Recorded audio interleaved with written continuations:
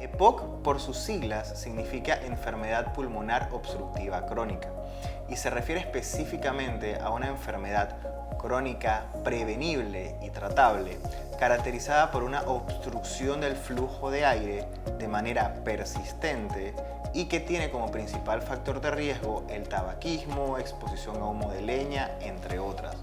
EPOC en sí involucra dos enfermedades como tal: el enfisema pulmonar, que es un daño a nivel del alvéolo o estructura donde se da el intercambio gaseoso de los pulmones, y la bronquitis crónica, que sería la inflamación de los bronquios, que son pues las tuberías por donde fluye el aire cuando respiramos, y que va a producir entonces un aumento en la secreción de moco en el sistema respiratorio.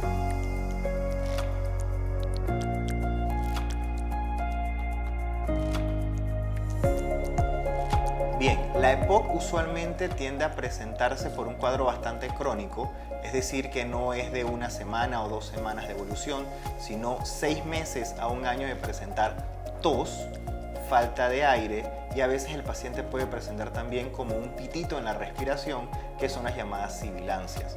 También puede producir tos con sangre, que se llama hemoptisis, y un cuadro también de pérdida de peso, adelgazamiento, pérdida de apetito, entre otros. Pero los principales síntomas van a ser la tos y la falta de aire de larga data.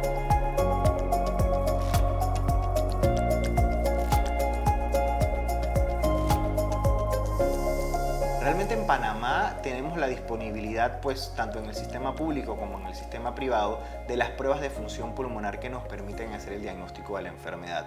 La EPOC en el mundo es una enfermedad bastante subdiagnosticada. Se considera que aproximadamente un 60-80% de los pacientes no tienen el diagnóstico de EPOC a pesar de tener ya síntomas asociados a la enfermedad, y por eso es tan importante hablar de esta enfermedad. Realmente EPOC se considera va a ser la tercera causa de muerte en el mundo para el año 2030. Entonces hablamos mucho de enfermedad cardiovascular, hablamos mucho de cáncer, pero poco se habla de esta enfermedad que tiene mucho que ver con el envejecimiento que estamos teniendo. Cada vez vemos que la pirámide de vida se invierte y cada vez van a haber más personas de edad avanzada, y la EPOC es una enfermedad que se asocia con el envejecimiento y con los factores de riesgo. Por eso es que pues casi siempre se presenta en pacientes mayores de 40 años, y en base a esto poder hacer ese diagnóstico temprano y que puedan recibir un tratamiento.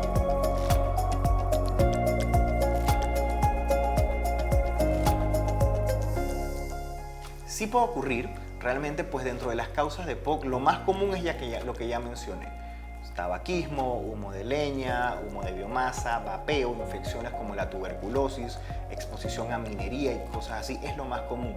Sin embargo, hay pacientes que pueden a edad muy temprana desarrollar esta enfermedad, y esto puede tener prácticamente dos grandes causas. La primera son deficiencias enzimáticas, sobre todo una que se llama alfa-1-antitripsina, y la otra serían anormalidades a nivel del desarrollo pulmonar. Estos niños que nazcan, por ejemplo, con una agenesia o que no se formó un pulmón o una zona del pulmón, van a estar predispuestos a que puedan tener algún tipo de complicación respiratoria y en el trayecto de la vida a desarrollar EPOC.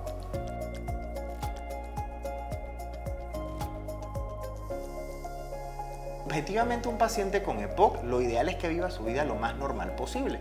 Eso es lo ideal. Sin embargo, sabemos que por la misma limitación del flujo de aire, tú puedes tener cierta disminución en ciertas actividades. Pero un paciente adecuadamente tratado, con una adecuada rehabilitación física y rehabilitación pulmonar, porque el paciente se le adecúa para que pueda tener mejor tolerancia al ejercicio y ciertas actividades.